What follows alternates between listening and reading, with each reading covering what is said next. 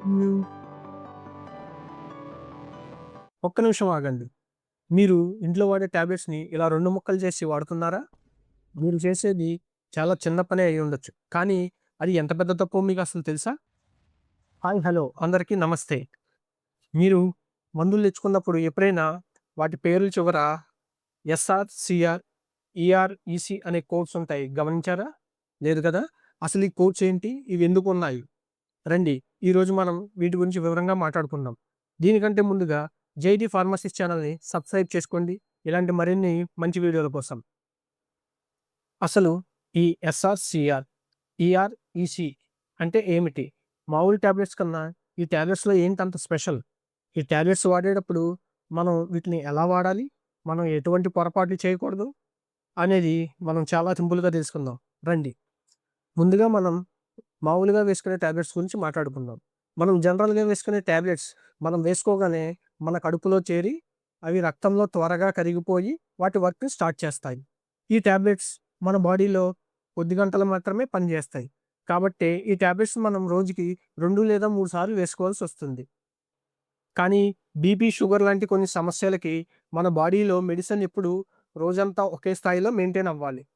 కాబట్టి ఇలాంటి అవసరాల గురించే ఈ మోడిఫైడ్ రిలీజ్ టాబ్లెట్స్ అనేవి తయారు చేయడం జరుగుతుంది. ఈ మోడిఫైడ్ రిలీజ్ టాబ్లెట్స్‌లోనే ఈ SR, CR, ER, EC tablets అనేవి వస్తాయి. ఇప్పుడు మనం ఒక సింపుల్ విషయాన్ని మాట్లాడుకుందాం. ఈ మోడిఫైడ్ రిలీజ్ టాబ్లెట్స్ చూడడానికి మామూలు టాబ్లెట్స్ లాగే కనిపిస్తాయి. కానీ వీటి లోపల డిజైనింగ్ మాత్రం చాలా స్మార్ట్‌గా చేస్తారు. మామూలు టాబ్లెట్స్ మనం వేసుకోగానే వెంటనే మెడిసిన్ రిలీజ్ అయిపోతుంది. కానీ ఈ మోడిఫైడ్ టాబ్లెట్స్ అలా కాదు. ఇవి లోపల కొన్ని లేయర్స్ రూపంలో లేదా స్పెషల్ మ్యాట్రిక్స్ రూపంలో డిజైన్ చేయబడతాయి. కాబట్టి ఇందులో ఉన్న మెడిసిన్ వెంటనే కాకుండా కొంచెం కొంచెంగా రిలీజ్ అవుతుంది.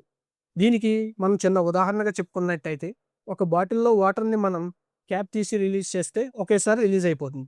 కానీ అదే బాటిల్‌లో వాటర్‌ని మనం మూత పెట్టేసి ఒక చిన్న హోల్ పంచ్ చేస్తే వాటర్ కొంచెం కొంచెం కొంచెంగానే బయటకొస్తుంది. అలాగే ఈ టాబ్లెట్స్ కూడా పనిచేస్తాయన్నమాట. ముందుగా మనం అసలు ఈ మోడిఫైడ్ రిలీజ్ టాబ్లెట్స్ అనేవి ఎన్ని కేటగరీస్‌లోకొస్తాయో తెలుసుకుందాం. Number 1, sustained release tablets, SR tablets. Number 2, controlled release tablets, CR tablets. Number 3, extended release tablets, ER tablets. Number 4, enteric coated tablets, EC tablets. ఇప్పుడు మనం సస్టైన్డ్ రిలీజ్ టాబ్లెట్స్ గురించి మాట్లాడుకుందాం. ఈ సస్టైన్డ్ రిలీజ్ టాబ్లెట్స్ అనేవి మన శరీరంలోకి ప్రవేశించాక దీని లోపల ఉన్న మందు ఒక కాన్స్టెంట్ రేట్‌లో రిలీజ్ అవుతుంది. దీనివల్ల మన శరీరంలో ఈ మెడిసిన్ అనేది హెచ్చుతగ్గులు లేకుండా సమానంగా ఉంటుంది. ఈ సస్టైన్డ్ రిలీజ్ టాబ్లెట్స్ అనేవి మన శరీరంలో మందుని ఒకేసారి రిలీజ్ చేయకుండా ఇలా కాన్స్టెంట్‌గా రిలీజ్ చేయడానికి, వీటి తయారు చేయడానికి ప్రధానంగా ఒక 2 పద్ధతుల్ని ఉపయోగిస్తారు. వీటిలో మొదటి పద్ధతి ఏంటంటే మ్యాట్రిక్స్ సిస్టమ్. ఈ మ్యాట్రిక్స్ పద్ధతిలో టాబ్లెట్‌లో ఉన్న మందు ఒక పాలిమర్‌తో కలిసి ఉంటుంది. సో, ఈ మందు బయటికి రావాలంటే ఈ పాలిమర్ నుంచి కొద్ది కొద్దిగా బయటకి రిలీజ్ అవ్వాల్సి వస్తుంది. ఇప్పుడు మనం ఈ సస్టైన్డ్ రిలీజ్ టాబ్లెట్స్ తయారీలో రెండో పద్ధతి గురించి మాట్లాడుకుందాం. దీన్నే కోటింగ్ సిస్టమ్ అని అంటారు. ఈ కోటింగ్ సిస్టమ్‌లో టాబ్లెట్స్ పైన ఒక ప్రత్యేకమైన లేయర్ ఉంటుంది. ఈ లేయర్‌లో చిన్న చిన్న రంధ్రాలు ఉంటాయన్నమాట.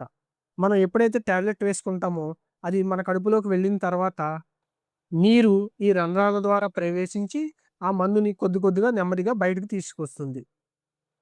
సాధారణంగా ఈ సస్టైన్డ్ రిలీజ్ టాబ్లెట్స్ అనేవి ఎక్కువగా రక్తపోటుకి, మధుమేహానికి వాడుతూ ఉంటారు.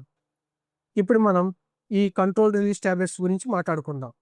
ఈ కంట్రోల్ రిలీజ్ టాబ్లెట్స్ అనేవి మన శరీరంలో మెడిసిన్‌ని ఎంతవరకు రిలీజ్ చేయాలి, ఎంత మోతాదులో రిలీజ్ చేయాలనేది చాలా ఖచ్చితంగా నియంత్రిస్తాయి. ఈ టాబ్లెట్స్ సస్టైన్డ్ రిలీజ్ టాబ్లెట్స్ కన్నా కాస్త అడ్వాన్స్‌డ్ అనమాట. ఈ కంట్రోల్ రిలీజ్ టాబ్లెట్స్ తయారు చేయడానికి 2 పద్ధతులను ఉపయోగిస్తారు. అందులో మొదటిది ఆస్మోటిక్ పంప్.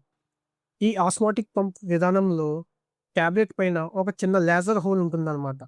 ఎప్పుడైతే ఈ టాబ్లెట్ మన కడుపులోకి వెళ్తుందో, లోపల ఉన్న వాటర్ వల్ల ఈ టాబ్లెట్ పైన ప్రెషర్ పెరిగి, ఈ లేజర్ హోల్‌లో నుంచి మెడిసిన్ అనేది కొద్ది కొద్దిగా యాక్యురేట్ డోస్‌లో రిలీజ్ అవుతుంది. ఇక రెండో సిస్టమ్ వచ్చేసరికి అయాన్ ఎక్స్‌చేంజ్ సిస్టమ్ అన్నమాట.